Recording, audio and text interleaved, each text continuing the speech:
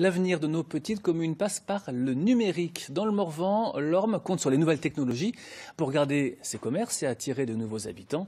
Sa réussite donne des idées même très loin. Une délégation européenne a récemment fait le déplacement, suivi pour nous par Rémi Chiden et Tania Gomez. Polonais, Suédois, Belges, Italiens.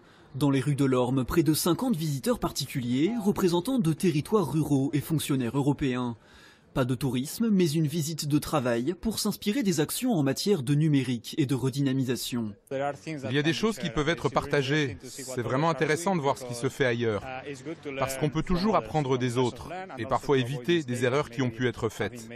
Je crois que tout en Europe, partout, on a ces problèmes de ce genre ou on en aura.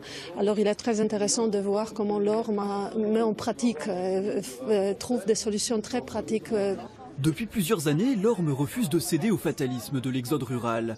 Ouverture de commerces, de locaux associatifs, rénovation du centre-bourg. La multiplication des actions a permis de capter de nouveaux habitants.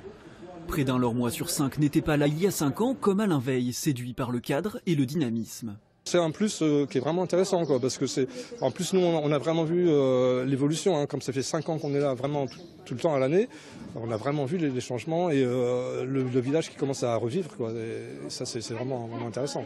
Pourtant il reste de nombreuses difficultés pour un village isolé au cœur du Morvan. Mobilité, vieillissement, emploi. Et pour y faire face, l'Orme veut continuer à proposer des solutions.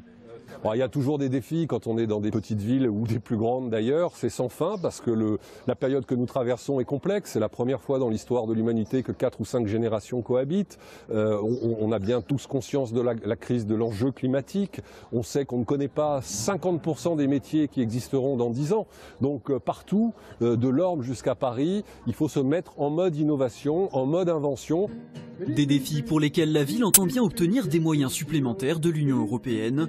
L'Orme fait partie des candidats pour le prochain plan d'action pour des villages intelligents.